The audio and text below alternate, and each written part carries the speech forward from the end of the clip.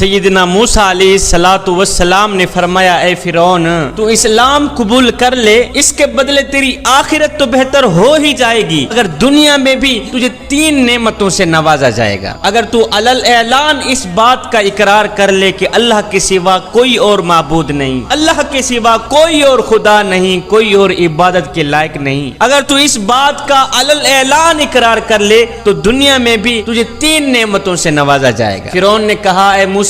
وہ 3 نعمتیں کون سی ہیں مجھے بتاؤ، شاید ان عمدہ نعمتوں کے سبب میرے کفر کا شکنجہ ڈھیلا ہو جائے اور میرے اسلام لانے سے سینکڑوں لوگوں کے کفر کا تالا ٹوٹ جائے، مجھے بتاؤ وہ 3 نعمتیں کون کون سی ہیں۔ حضرت موسیٰ علیہ السلام نے حکم الہی سے فرمایا اگر تو علل اعلان اقرار کر لے، اگر تو اسلام قبول کر لے تو پہلی نعمت تجھے یہ ملے گی کہ تو ہمیشہ تندرست رہے گا، ہمیشہ صحت مند رہے گا، موٹا تازہ رہے گا، بیمار نہیں ہوگا، پہلی نعمت تجھے یہ ملے گی۔ دوسری نعمت یہ عطا ہوگی کہ ابھی تو ایک ملک کا بادشاہ ہے لیکن اسلام لانے کے بعد تجھے 2 ملک عطا ہوں گے، یہ ملک تجھے اللہ تعالیٰ سے بغاوت کرنے کی حالت میں ملا ہے، ذرا سوچ اطاعت الہی کی حالت میں کیا کچھ نہیں ملے گا، جس کے فضل نے تجھے تیرے ظلم کی حالت میں اتنا کچھ دیا ہے اس کی وفا کی حالت میں تجھے کیا کچھ نہیں ملے گا۔ اور تیسری نعمت تجھے یہ ملے گی کہ تو ہمیشہ کے لیے جوان رہے گا، بوڑھا نہیں ہوگا، یہاں تک کہ تیرے بال بھی سفید نہیں ہوں گے، کالے ہی رہیں گے۔ سیدنا موسیٰ علیہ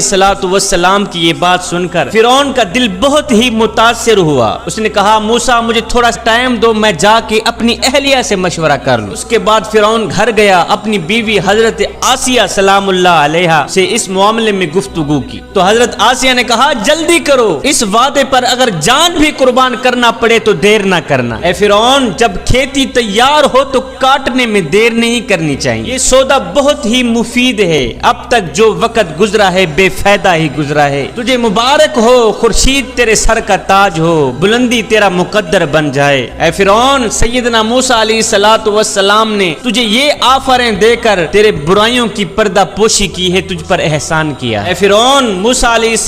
السلام نے جو تجھے دعوت دی ہے یہ کوئی ایسی ویسی بات تو نہیں ہے جس سے تمہیں کسی سے مشورہ کرنا پڑے، فوراً ہی قبول کر لو۔ اے فرعون یہ عنایت تجھ پر خدا کی ایسی ہے جیسے ابلیس لعین پر رحمت ہونے لگی ہو، یہ حق تعالیٰ کا کوئی معمولی کرم نہیں ہے کہ تجھ جیسے سرکش اور ظالم کو بھی معاف کر دے۔ تو سوچ بچار نہ کر، ایک آنسو کو فوراً ہی بہا دے اور اپنے نفس کو جھکا دے۔ بیوی کی یہ باتیں سن کر، بیوی کا یہ مشورہ سن کر فرعون نے وہی ناپاک الفاظ پھر سے دہرائے، اچھا پھر میں اپنے وزیر حامان سے مشورہ کر لوں۔ یہ سن کر آسیہ نے کہا اپنے وزیر حامان سے مشورہ کبھی نہ کرنا، اس کے آگے اس بات کا ذکر بھی نہ کرنا، اس لیے کہ وہ اس کا اہل نہیں ہے، اس لیے کہ نہ اہل کے وزیر بھی نہ اہل ہی ہوتے ہیں، ہر شخص اپنے ہم جنس سے ہی مشورہ لینا پسند کرتا ہے۔ الغرض فرعون نے حامان سے ساری باتیں کہہ ڈالی اور حامان سے مشورہ مانگا کہ اب مجھے کیا کرنا چاہیے۔ حامان لعین یہ مشورہ سن کر لال پیلا ہو گیا،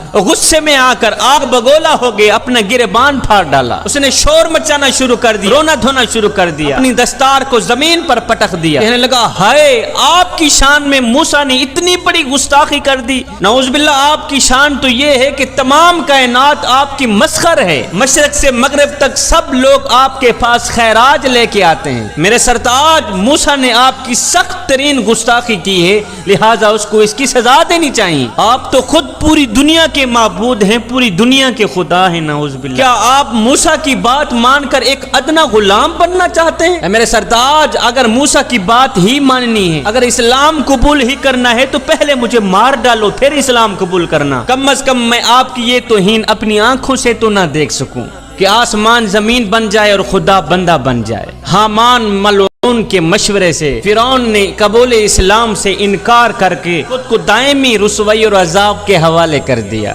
جب فرعون حامان لعین کے بہکاوے میں آ گیا اور موسیٰ علیہ السلام کی دعوت کو ٹھکرا دیا، اسلام قبول نہ کیا، تو موسیٰ علیہ